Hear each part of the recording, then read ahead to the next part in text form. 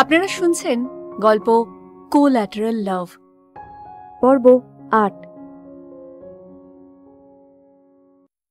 মৌ, late হয়ে যাচ্ছে, তাড়াতাড়ি চলো। রোহান বলল, হ্যাঁ চলো চলো চলো চলো চলো চলো চলো চলো। মৌ দৌড়ে সিঁড়ি থেকে নেমে এলো। দৌড়োদৌড়ি করতে হবে না, চলো। রোহান মৌকে নিয়ে কলেজে চলে এলো। পার্কিং লটে এসে গাড়ি থামালো রোহান। গাড়ি থেকে নামতেই মৌ দেখল স্নেহাও গাড়ি থেকে নামছে। রোহান গাড়ি থেকে নেমে মৌয়ের পাশে এসে মৌয়ের হাত ধরতে মৌ রোহানের দিকে তাকালো। রোহান ইশারায় বলল ভেতরে যেতে। মৌ আগে যাচ্ছে আর রোহান পিছনে পিছনে।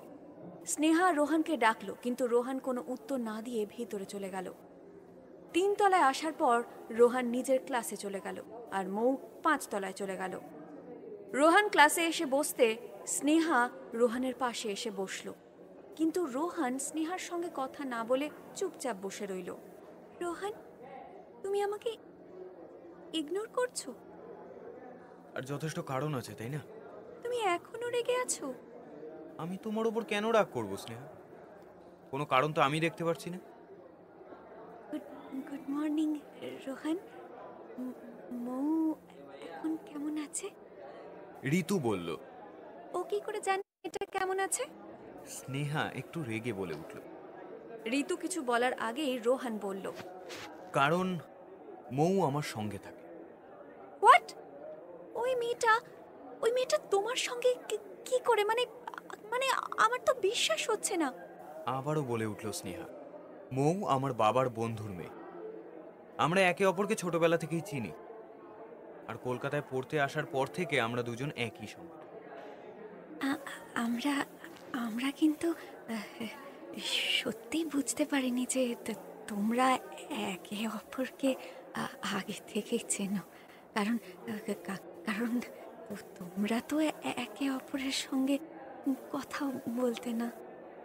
ঋতু রোহানকে বলল, আগে ঝগড়া হতো তাই, কিন্তু এখন সব শর্ট আউট হয়ে গেছে। ও, এই জন্য এখন তুমি ওই মেয়েটার হয়ে কথা বলছো, তাই তো? একদম নয়, আমি সবসময় যেটা ঠিক সেটার হয়েই কথা বলি, আর আগের দিন তুমি ভুল ছিলে। রাহুল আসতে রোহান স্নেহার পাশ থেকে উঠে রাহুলের পাশে গিয়ে বসলো।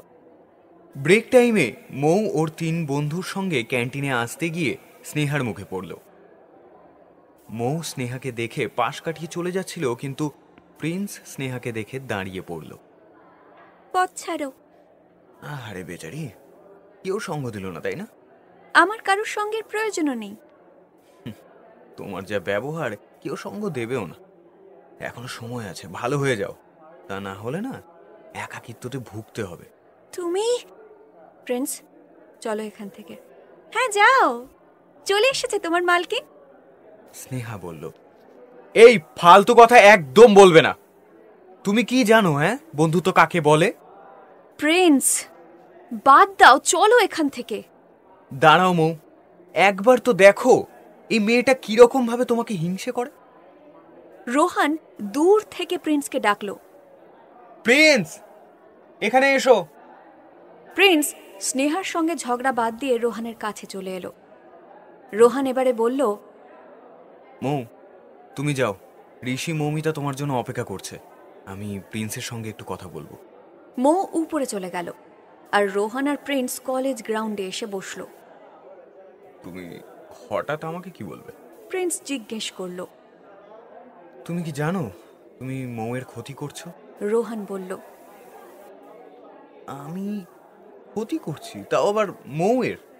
প্রিন্স অবাক হয়ে উত্তর দিল, হ্যাঁ, তুমি স্নেহাকে বলছো যে ও মৌকে হিংসে করে, এতে স্নেহার রাগ বাড়ছে। এই রাগটা কিন্তু তোমার বা আমার উপরে নয়, সোজা মৌয়ের ওপরে গিয়ে পড়বে। যত স্নেহাকে বাজে কথা বলবে তত স্নেহা মৌয়ের ওপরেই রেগে যাবে। কি দরকার এই সামান্য ঝগড়াটাকে এত বড় রূপ দেওয়ার? এবারে প্রিন্স বলে ওঠে, তুমি স্নেহাকে চেনো না রোহন, ওকে যত কিছু না বলবে ও ততই মাথায় উঠে যাবে। ও একটা হার্টলেস মেয়ে, কারোর ফিলিংসকে সম্মান করতে জানে না। ও শুধু জানে স্ট্যান্ডার্ড, স্টেটাস, এইসব। আমি জানি স্নেহার সঙ্গে তোমাদের কারোর চিন্তাধারা মেলে না। শুধু আমাদের নয়, তোমারও চিন্তাধারা মেলে না, তাই নয় কি? প্রিন্স বলে উঠল। হ্যাঁ তাই, তবে তাই বলে ঝগড়া করার কোনো মানেই হয় না। পছন্দ হলে কথা বলো, তা না হলে এড়িয়ে যাও, সিম্পল। এত সোজা নয় রোহান, অনেক কষ্টের পর এই কথাগুলো বেরোয়, জানো তো। তুমি স্নেহাকে আগের থেকেই চেনো, তাই না? রোহান বলল। প্রিন্স কোনো উত্তর দিল না, শুধু মলিন হাসল। তুমি আমাকে বলতে পারো প্রিন্স, স্নেহাকে আমি ক্লাস 11 থেকে চিনি। স্কুলে প্রথম ঢুকেই যে মুখটার মায়ায় জড়িয়ে পড়েছিলাম সেটাই স্নেহা। ওর কমার্স আর আমার সায়েন্স, তাই পরিচয় হতে বেশ কিছুটা সময় লেগে গেছিল। পরিচয়, সেখান থেকে বন্ধুত্ব, তারপর প্রেম। কিন্তু ভাগ্য খারাপ হলে যা হয়, স্নেহার মনে হতে লাগলো আমি বড্ড বেশি ইয়ারবাজ, ফাজিল, পাউন্ডুলে। একদম সিরিয়াস নই, পরিবারের স্ট্যান্ডার্ড অনুযায়ী বিহেভ করি না। যাই হোক, যার তার সঙ্গে মিশি, স্টেটাস মেনটেন করি না, ইত্যাদি ইত্যাদি। আমি অনেক চেষ্টা করেছিলাম ওকে বোঝাতে যে ও যে ভাবনাগুলোকে নিয়ে বেঁচে আছে ওগুলো বড্ড বেশি চিপ, কিন্তু শোনেনি, উল্টে ব্রেকআপ করে দিল। প্রতিদিন হাজার চেষ্টা করেছি ফিরিয়ে আনার, কিন্তু আসেনি। ও বোঝেনি আমাকে, আমার ফিলিংসকে। একবারও ভাবেনি আমি ওকে ছাড়া কষ্ট পাচ্ছি। ও heartless and I just hate her. এই বলে প্রিন্স থামল। এবারে রোহান বলল, তুমি এখনো ওকে ভালোবাসো? না, বাসি না। ওকে ভালোবেসে ভুল করেছিলাম, আর এখন আমি সেই ভুল শুধরে নিচ্ছি। কাম ডাউন প্রিন্স, আমি যেটা বলছি সেটা মন দিয়ে শোনো। স্নেহার সঙ্গে ঝগড়া করার দরকার নেই। আর মৌয়ের হয়ে তো একটাও কথা বলবে না, এতে মৌয়ের ওপর স্নেহার ক্ষোভ বাড়বে। আমি বুঝতে পারছি। তোমাকে একটা প্রশ্ন করব? প্রিন্স হঠাৎ জিজ্ঞেস করলো রোহানকে। করো। তুমি আমাকে পছন্দ করো না, তাই না? এটা শুনে রোহান বলল, এরকম কোনো ব্যাপারই নেই। আমি কারোর সাথেই শত্রুতা করতে পছন্দ করি না, সেটা বলছি না। আমি বলছি তুমি আমাকে পছন্দ করো না কারণ আমি মৌয়ের খুব ক্লোজ, এরকম কিছু না। আমাকে বোকা বানিও না রোহান। আমি খেয়াল করে দেখেছি, মৌ আমার সঙ্গে থাকলে তুমি একটু আপসেট হয়ে যাও। আর সেদিন রিহার্সাল হলে আমি মৌকে কমপ্লিমেন্ট দেওয়ার পরই তুমি খুব রেগে গেছিলে, আর তারপরেই তো মারামারি লেগে গিয়েছিল। ও বলছি তো এরকম কিছুই না, তুমি বেশি ভাবছো। সেদিন তোমার আমার কথা কাটাকাটি থেকেই তো মারামারি লেগেছিল। রোহান বুঝিয়ে বলার চেষ্টা করে। এখনো সময় আছে, মনের কথা বুঝে নাও, তা না হলে বেশি দেরি হয়ে গেলে কিন্তু আমি তুলে নিয়ে চলে যাব, আর তুমি শুধু বসে বসে দেখবে। কি বলতে চাইছো তুমি? হায় রে, এত বুদ্ধিমান হয়েও এইটুকুনি বুঝতে পারছো না? তুমি সত্যিটা মেনে নাও, আর সত্যিটা বলেও দাও। নয়তো তুমি জানো আমি মৌয়ের খুব ক্লোজ, আরও একটু ক্লোজ হতে আমার একদম সময় লাগবে না। কিছুদিন পর আমি বলবো মৌ আমার গার্লফ্রেন্ড। এটা শুনে রোহান বলল, পুরনো রিলেশনটা ঠিক করে নাও, আবার নতুন গার্লফ্রেন্ডের কি দরকার? পুরনোটা ঠিক হবে না, কিন্তু নতুন সেটিং হতেই পারে। এমনিও মৌকে আমার খুব পছন্দ, ও খুব সুইট আর কিউট। এই প্রিন্স, ব্রেক টাইম শেষ হয়ে গেছে, আরে চল, ক্লাস আছে তো। মৌ দূর থেকে চিৎকার করে ডাকলো, দেখো আমার প্রিন্সেসের ডাক এসে গেছে, আমি গেলাম, বাই বাই। প্রিন্স উঠে চলে গেল। রোহান বসে বসে ভাবতে লাগলো প্রিন্সের বলা কথাগুলো, আর তখনই মনে পড়লো দুদিন আগে রোহান স্নেহাকে বলেছিল ও মৌকে ভালোবাসে। রোহান ভেবে অবাক হলো যে ও এই কথাটা বলেছিল। তারপর সেদিন রাতের ঘটনাটা মনে পড়তে রোহান নিজের মনে হেসে উঠল। ক্লাস শেষে সবাই বেরিয়ে যাচ্ছিল, তখনই স্নেহা রোহানকে দাঁড়াতে বলল। যা বলবে তাড়াতাড়ি বলো, মৌ আমার জন্য ওয়েট করছে। আমার থেকেও বেশি ইম্পর্টেন্ট হয়ে গেছে, তাই না? তোমার সবচেয়ে বড় ভুল হলো তুমি মৌয়ের সঙ্গে নিজেকে তুলনা করো। মৌ নিজের জায়গায় বেস্ট আর তুমি তোমার জায়গায় বেস্ট, তাই তুলনা করার কোনো মানেই হয় না। আমার মনে হয় তুমি অকারণেই এসব নিয়ে বেশি ভাবছো। এখন আমি আর তোমার বন্ধু নই, তাই না? তুমি আগেও আমার বন্ধু ছিলে আর এখনো আছো। তুমি আমার উপর রেগে নেই তো? স্নেহা, আমি তোমাকে আবারও বলছি, আমি কখনোই তোমার উপর রাগ করিনি। তুমি খামোখা বেশি ভাবছো। এটা বলে রোহান বেরিয়ে চলে গেল। সেদিনের পর মোটামুটি ঝগড়া কমে গেল। স্নেহাকেও আর কেউ কিছু বলে না। স্নেহা চেয়েও কিছু বলতে পারে না মৌকে, তাও আবার বাকিদের জন্য। কিন্তু স্নেহার মনে মৌয়ের জন্য থাকা ক্ষোভ, রাগ এক অংশও কমেনি। মৌকে ঘিরে বসে সবাই যখন আড্ডা দেয়, তখন স্নেহার রাগ বাড়তেই থাকে। মৌকে বেষ্টন করে সবার এই যে ভালোবাসা, এটা স্নেহা একদম সহ্য করতে পারে না। দেখতে দেখতে সময় এগোতে থাকে। সামনেই ফার্স্ট ইয়ারের ফাইনাল পরীক্ষা, তাই সবাই একটু পড়াশোনায় মন দিয়েছে। কলেজের লাইব্রেরিতে বসে বই পড়ছে সবাই। মৌ, প্রিন্স, মৌমিতা আর ঋষি একসঙ্গে বসে আছে। আর ঠিক দুটো চেয়ার পরে স্নেহা, রোহান, ঋতু আর রাহুল বসে আছে। রোহান, স্নেহা সবাই পড়লেও মৌ মাঝে মাঝে নিজেদের মধ্যে খুশুর ফুসুর করছে। সাথে ওদের হাসি তো কখনোই বন্ধ হয় না। সামনে তো পরীক্ষা, এবার অন্তত হাসাহাসি ছেড়ে একটু পড়ো। মৌ মাথা নেড়ে বইয়ের দিকে তাকালো। তারপরে মৌমিতা মৌয়ের কানে কানে কিছু একটা বলল, আর মৌ হেসে ফেলল। Mou, sorry sorry sorry sorry sorry sorry এই চুপ করলাম। আমাদের দ্বারা আর পড়াশোনা হবে না দেখ। ঋষি হাসতে হাসতে বলল, সেটাই তো, ওরা কি সুন্দর পড়ছে আর আমরা হাসাহাসি করছি। প্রিন্সও হাসতে হাসতেই কথাটা বলল, ওরা ওরা বড় হয়ে চড়বে গাড়ি আর আমি কাটবো ঘাস। মৌয়ের গানের লাইন শুনে প্রিন্স, মৌমিতা আর ঋষিও মৌয়ের সঙ্গে গলা মেলাতে শুরু করলো, আর রোহানরা হেসে উঠল। তোমরা তোমরা সত্যি পারো বটে। ঋতুও হালকা হেসে বলল, ঋষি বলল, হ্যাঁ, আমরা তো জিনিয়াস। চিৎকার চেঁচামেচিটা বন্ধ হলে ভালো হয়, আমি একটু পড়তে চাই। স্নেহার কথা শুনে সবাই ইয়ার্কি ঠাট্টা ছেড়ে পড়ায় মন দিল। দেখতে দেখতে পরীক্ষার দিন এগিয়ে এলো। 15 দিন সময় নিয়ে সমস্ত লেখা পরীক্ষা হলো, কিন্তু মৌদের প্র্যাকটিক্যাল পরীক্ষা এখনো বাকি আছে। রোহান প্রত্যেক দিন মৌকে নিয়ে এসেছে পরীক্ষা দিতে, আর পরীক্ষা শেষে বাড়িতেও নিয়ে গেছে। আজ মৌয়ের শেষ পরীক্ষা ছিল। মৌ পার্কিং লটে আসার আগেই প্রিন্স এলো আর দেখলো রোহান অপেক্ষা করছে মৌয়ের জন্য। প্রিন্স ডাকলো রোহানকে। রোহান। রোহান উত্তর দিল, তাহলে হলো তোমাদের এক্সাম শেষ? মৌ কোথায়?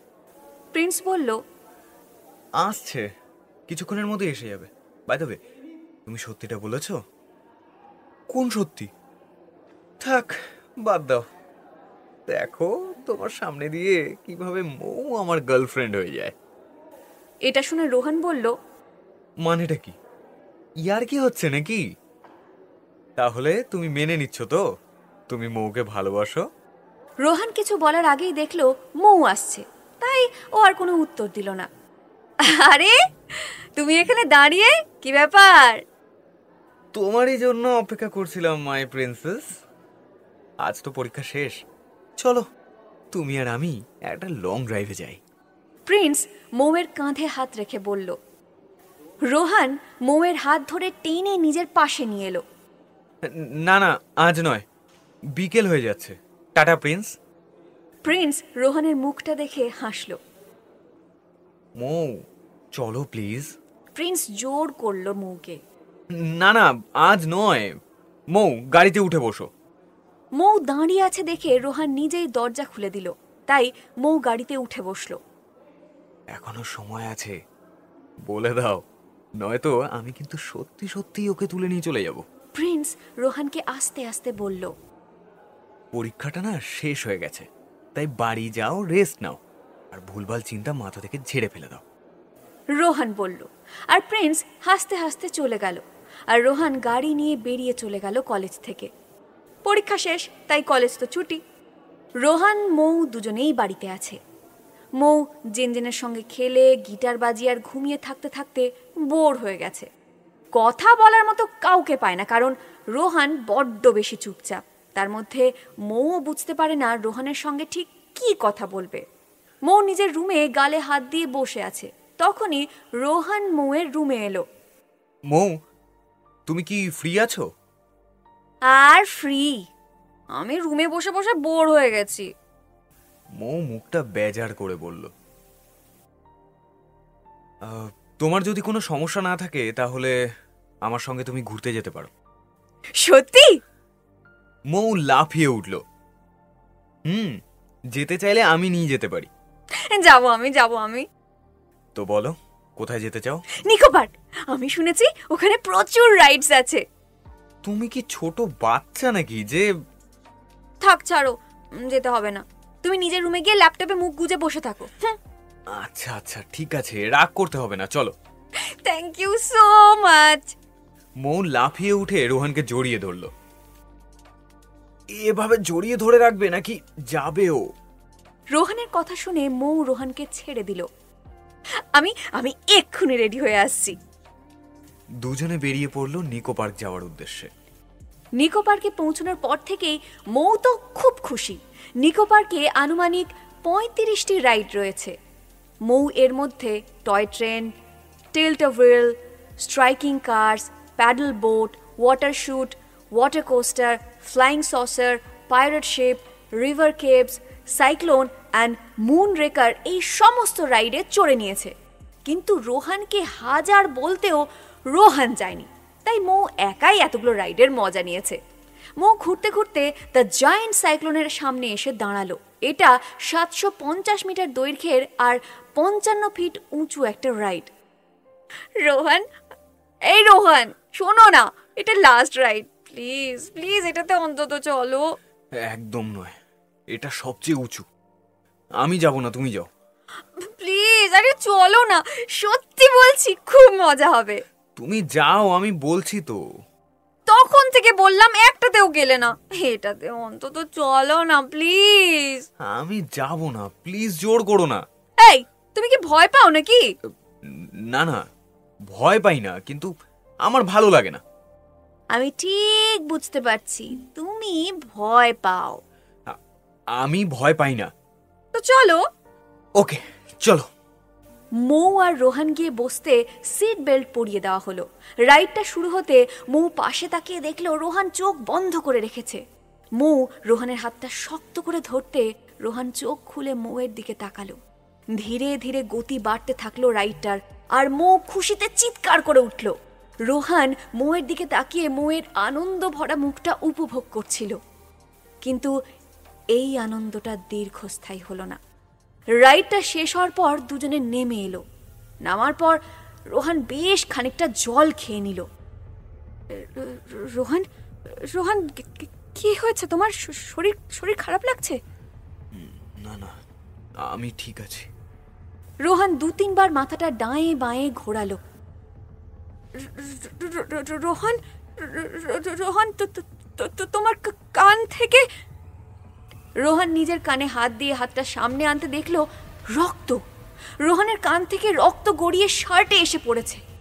মৌ রোহানকে ধরলো, কিন্তু রোহানের ভার মৌ রাখতে না পেরে বসে পড়ল। রোহান মৌয়ের কোলের উপর ধীরে ধীরে নিস্তেজ হয়ে পড়ল। রোহান রোহান রোহান রোহান তাকাও তাকাও তাকাও রোহান রোহান রোহান তাকাও। রোহন চৌধুরীর বাড়ির লোক কে আছেন? ডক্টর জিজ্ঞেস করলেন। আমি আছি। মৌ চোখের জলটা মুছে বলল, দেখো, ট্রিটমেন্ট শুরু করার আগে পেশেন্টের মেডিকেল ব্যাকগ্রাউন্ডটা জানা খুব জরুরি। তুমি কি জানো পেশেন্টের মেডিকেল ব্যাকগ্রাউন্ড? Yes doctor. রোহানের জন্মের কয়েক ঘন্টা পর কোনোভাবে নার্সের হাত থেকে নিচে পড়ে গেছিল, আর তখন ওর এমন কোনো ইনজুরি না হলেও 2 দিন পর দেখা যায় রোহানের মাথার ভিতরে রক্ত জমাট বেঁধে গেছে, আর ইন্টারনাল ব্লিডিংও শুরু হয়ে গিয়েছিল। এরপর বহুদিন দেশ বিদেশ ঘুরে ট্রিটমেন্ট হয়, আর ওর মাথায় 3টে অপারেশন হয়েছিল। থ্যাংক ইউ, এগুলো জানা খুব জরুরি ছিল। ডক্টর ডক্টর ডক্টর রোহান ঠিক হয়ে যাবে তো?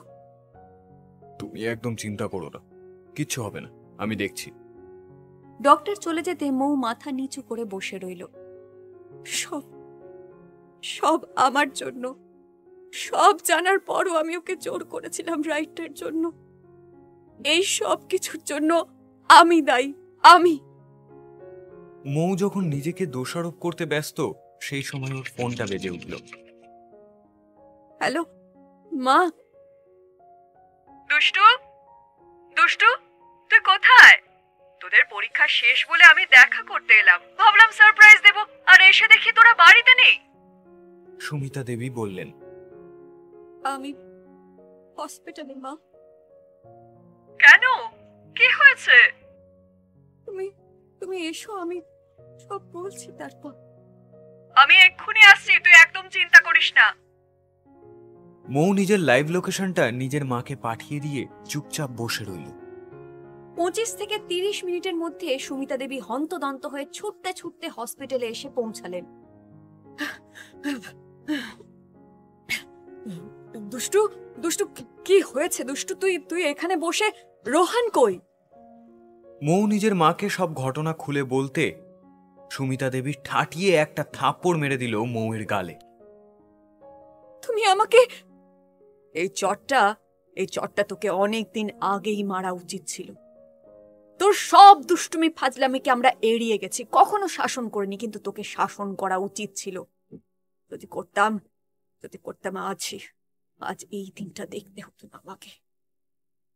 বিশ্বাস করো মা, বিশ্বাস করো, আমি বুঝতে পারিনি। কি বুঝতে পারিসনি তুই? কি বুঝতে পারিসনি? তোকে আমি আগে থেকেই রোহানের ব্যাপারে সব বলিনি? বলিনি?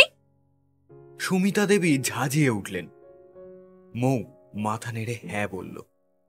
রোহান তোর থেকে বড় হওয়ার পরও কেন তোর সঙ্গে একই ক্লাসে পড়ছে, এটা বলতে গিয়ে আমি তোকে রোহানের সম্পর্কে সব বলেছি।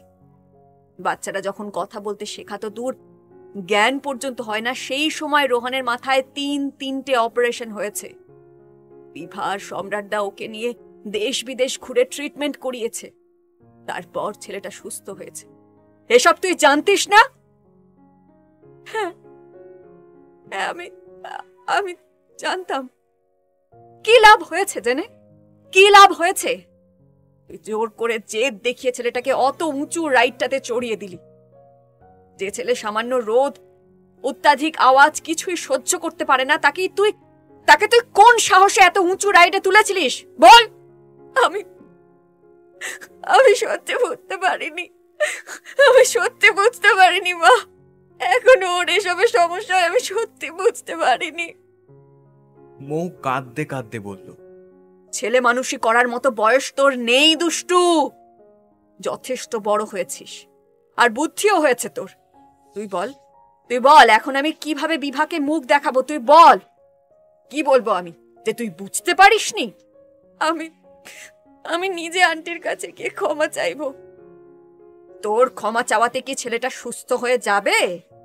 আজ প্রায় 18 বছর পর রোহান আবার হসপিটালে, সেই পুরনো রোগ নিয়ে, তাও আবার কার? তোর ভুলের জন্য। প্লিজ মা, প্লিজ এভাবে বলো না। আমি সত্যি চাইনি এরকম কিছু হোক। প্লিজ মা। মৌ কাঁদতে কাঁদতে উঠে চলে গেল। হসপিটালের বাইরে একটা বেঞ্চের উপর এসে বসে পড়ল মৌ। প্লিজ ভগবান, প্লিজ তুমি রোহানকে ঠিক করে দাও। তার বদলে যা চাইবে আমি তাই দেব তোমাকে, আমি তাই দেব। আমার সত্যি খুব কষ্ট হচ্ছে, ওকে আমি এভাবে দেখতে পাচ্ছি না। প্লিজ ভগবান, ওকে সুস্থ করে দাও। এরপর থেকে সব সময় ওর খেয়াল রাখবো, সব সময়। আর কখনো জেদ করবো না, প্রমিস। মৌ হাত জোর করে চোখ বন্ধ করে বলল। দেখতে দেখতে আরো অনেকটা সময় পেরিয়ে গেছে। মৌ হসপিটালের ভিতরে আসতেই দেখল ডক্টর সুমিতা দেবীর সঙ্গে কথা বলছে। মৌ দৌড়ে ডক্টরের সামনে এসে দাঁড়ালো। ডক্টর, রোহান কেমন আছে? সব ঠিক আছে তো? আমি তো তোমাকে আগেই বলেছিলাম কিচ্ছু হবে না, একদম ঠিক আছে রোহান। হ্যাঁ, হঠাৎ করে উচ্চতার জন্য ওর ব্রেনে সোয়ালিংটা হচ্ছিল, কিন্তু গুরুতর কিছু হয়নি। রোহানের জ্ঞান ফিরেছে, রোহানের জ্ঞান ফিরেছে। কিছুক্ষণের মধ্যেই ফিরে আসবে। আর হ্যাঁ, তারপর ওকে ডিসচার্জ করে দেওয়া হবে। বাড়িতে নিয়ে গিয়ে কিছুদিন রেস্টে রেখো, আর মেডিসিনগুলো কন্টিনিউ করলেই আশা করি সব ঠিক হয়ে যাবে। Thank you so much doctor, thank you so much. It's my duty ma'am, excuse me. এটা বলেই ডক্টর চলে গেলেন। রোহানের জ্ঞান ফিরেছে শুনে মৌ কেবিনের ভিতরে যেতে গেলে সুমিতা দেবী বাধা দিলেন। দাঁড়াও, তুমি ভুলে ওর ধারে কাছেও যাবে না। মা, মা, তুমি এত বড় একটা ব্লান্ডার করার পরও তোমার শিক্ষা হয়নি? বাড়ি যাও। মা, মা, প্লিজ প্লিজ।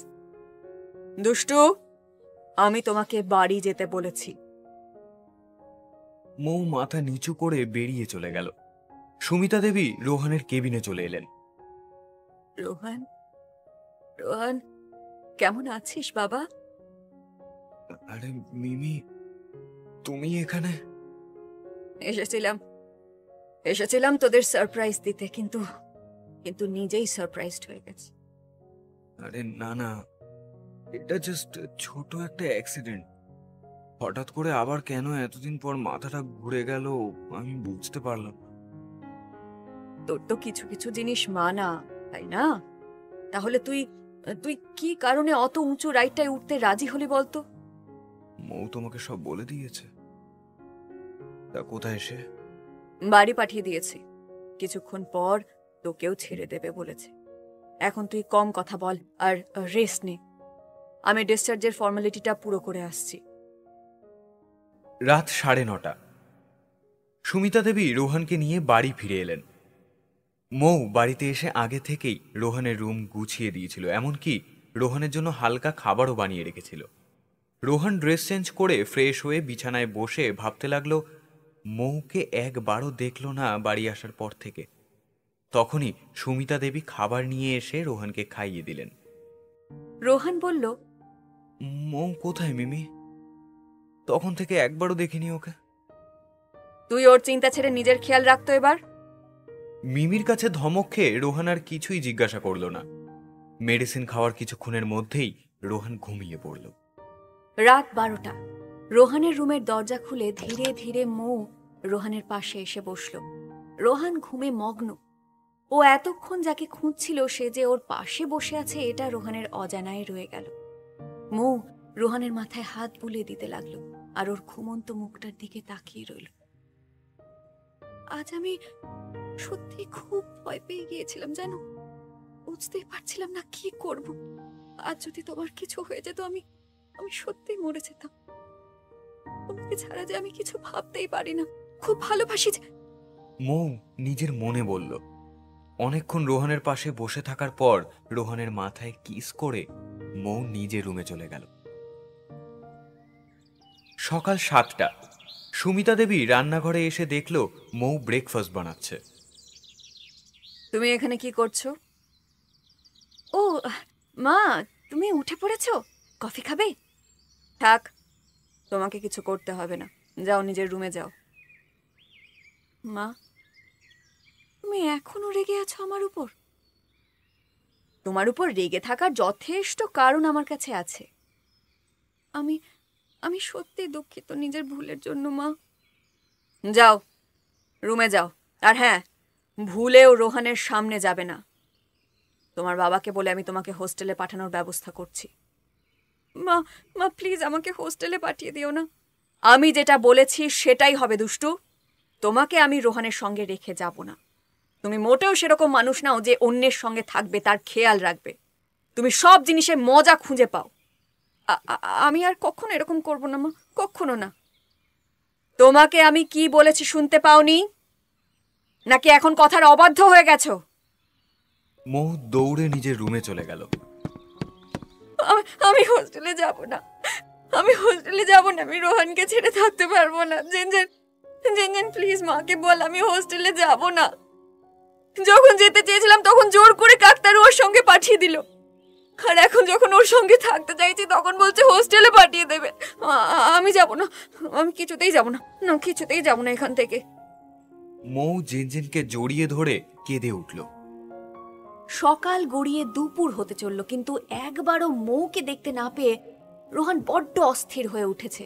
বারবার দরজার দিকে তাকাচ্ছে, কিন্তু মৌয়ের দেখা পাওয়া যাচ্ছে না। রোহান নিজেও রুম থেকে বেরোতে পারছে না, তার কারণ সুমিতা দেবী বারণ করেছে। রোহান ফোনটা হাতে নিয়ে মৌয়ের নাম্বারটা ডায়াল করতে গিয়েও করল না। কাল থেকে একবার আমার খোঁজ নেওয়ার প্রয়োজন মনে করি, তাহলে আমি কেন ওর খোঁজ নিতে যাব? আচ্ছা, ওর কি একবারও মনে হচ্ছে না আমার কাছে আসা উচিত? আমি একবার ওকে দেখতে চাই, কিন্তু বোঝে না মেয়েটা।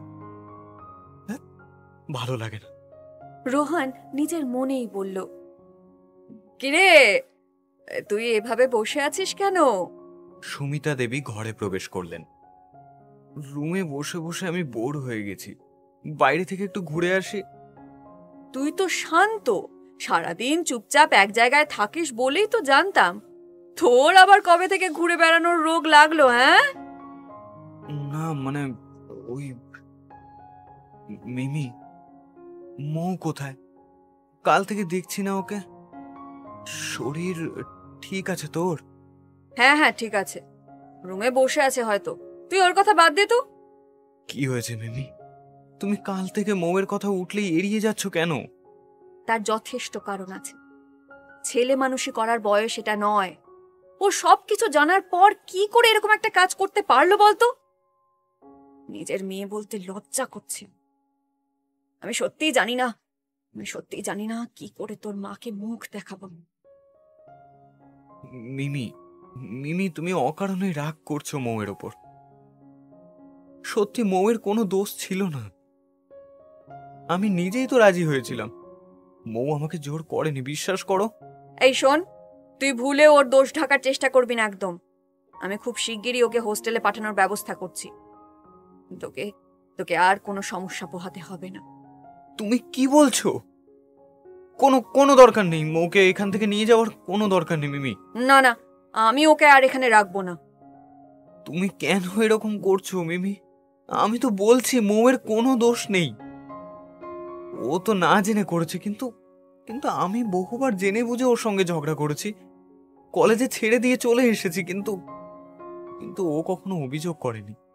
তুমি প্লিজ ওকে হোস্টেলে পাঠিয়ে দিও না। ওখানে ওখানে ও কিছুতেই মানিয়ে নিতে পারবে না, ওর কষ্ট হবে। হোক কষ্ট, যেমন মানুষ তার সঙ্গে ঠিক তেমনটাই করা উচিত। তুমি প্লিজ আমার কথাটা শোনো। মৌকে আমার কাছ থেকে নিয়ে যেও না। ওকে ছাড়া আমি থাকতে পারবো না। আমি আমি কিছুতেই থাকতে পারবো না। প্লিজ মিমি, মিমি বোঝার চেষ্টা করো। এই, তোর ব্যাপারটা কি বলতো? না মানে মানে বলছি প্লিজ থাকতে দাও না ওকে, প্লিজ। নিজের মনের কথাটা তাকে বলেছিস? মানে রোহন, রোহন তুই খুব ভালো করেই বুঝতে পারছিস আমি ঠিক কি বলছি। তোর মনে যেটা আছে এটা বলেছিস দুষ্টুকে? কারণ ওকে তো না বললেও কিছুই বোঝে না। ছেলে মানুষটা বড্ড বেশি। বলার সুযোগটাই তো পেলাম না, কিন্তু বলে দেবো খুব তাড়াতাড়ি। তোদের নিয়ে আমি আর পারি না বাবা। আচ্ছা, কাল আমাকে ফিরে যেতে হবে। দয়া করে নিজের আর ওই পাগলিটার খেয়াল রাখিস। হ্যাঁ ঠিক আছে, কিন্তু তুমি প্লিজ এই ঘটনাটার কথা মা বাবা কাউকে বলো না, এমনকি আঙ্কেলকেও না। আচ্ছা আচ্ছা ঠিক আছে বলবো না, কিন্তু তুই কথা দে তুই নিজের খেয়াল রাখবি। হ্যাঁ হ্যাঁ, তোমার কথা শুনবো আমি। ঠিক আছে, তুই এখন রেস্ট নে, আমি যাচ্ছি। সুমিতা দেবী রোহানের রুম থেকে বেরিয়ে চলে যেতে রোহান নিজের রুম থেকে বেরিয়ে মৌয়ের রুমের সামনে চলে এলো। দরজাটা খুলে ভেতরে আসতেই দেখলো মৌ টেডি বিয়ার জড়িয়ে ধরে বসে আছে জানলার সামনে। কি ব্যাপার ম্যাডাম, এত চুপচাপ করে বসে আছো কেন? রোহানের আওয়াজ পেয়ে মৌ পিছনে ফিরে তাকালো, আর রোহানকে দাঁড়িয়ে থাকতে দেখে লাফিয়ে উঠে দাঁড়ালো। তুমি এখানে রুম থেকে বেরিয়েছো কেন? তোমাকে তখন রেস্ট নিতে বলেছে ডক্টর। তুমি তো কাল থেকে একবারও আমার খবর নিলে না, কিন্তু আমি তো আর ইরেসপন্সিবল নই, তাই আমি নিজেই চলে এলাম তোমার খবর নিতে। রোহান বিছানায় বসতে মৌ রোহানের সামনে বসে পড়ল। আমি আমি গেছিলাম তোমাকে দেখতে। কখন? আমি তো দেখলাম না তোমাকে। মা বারণ করেছে তোমার কাছে যেতে। মৌ আস্তে আস্তে বলল। তাই তুমিও রুমে বসে আছো, তাই তো? বিশ্বাস করো রোহান, আমি আমি না সত্যি বুঝতে পারিনি এরকম কিছু একটা হয়ে যাবে। আগে থেকে জানলে আমি কখনোই তোমাকে জোর করতাম না। মৌ কেঁদে ফেললো। আরে আরে কাঁদছো কেন? প্লিজ কেঁদো না। রোহান মৌকে জড়িয়ে ধরতে মৌয়ের কান্নার আওয়াজ বেড়ে গেল। তোমার কিছু হয়ে গেলে আমি সত্যি মরে যেতাম। তোমাকে ছাড়া আমি থাকতে পারবো না। মা আমাকে হোস্টেলে পাঠিয়ে দেবে রোহান। আমি তোমাকে ছেড়ে কোথাও যাব না। প্লিজ প্লিজ মাকে বোঝাও না, আমি তোমাকে ছেড়ে কোথাও যেতে চাই না। মৌ কাঁদতে কাঁদতে বলল, কোথাও যেতে দেবো না আমি তোমাকে। তুমি কোথাও যাবে না, আমার কাছেই থাকবে। রোহান মৌয়ের মাথায় হাত বুলিয়ে দিতে দিতে বলল, আমি সত্যি তোমাকে ছেড়ে থাকতে পারবো না রোহান, আমি সত্যি পারবো না। I love you Rohan. কি বললে? কি বলেছে? কিছু কিছু বলিনি আমি, কিছু না। সত্যি? আমি কিছু শুনলাম মনে হলো। আরে তোমার মাথা এখনো ঠিক হয়নি, তাই ভুলভাল শুনেছো। তাই কি? কিন্তু যেটা শুনেছি সেটা যদি সত্যি বলে থাকো তাহলে তার রিপ্লাই আছে আমার কাছে। কি? তুমি যখন কিছু বলনি তাহলে রিপ্লাই শুনে কি হবে? বলেছি তো আমি। কি বলেছো? I love you. মৌ আস্তে আস্তে বলল, আই লাভ ইউ টু ঝুকরুটে। হ্যাঁ? তুমি সত্যি বলছো? হ্যাঁ, সত্যি বলছি। I love you. এবার হাসো। মৌ হেসে রোহানকে জড়িয়ে ধরলো আর রোহানও মৌকে জড়িয়ে ধরলো।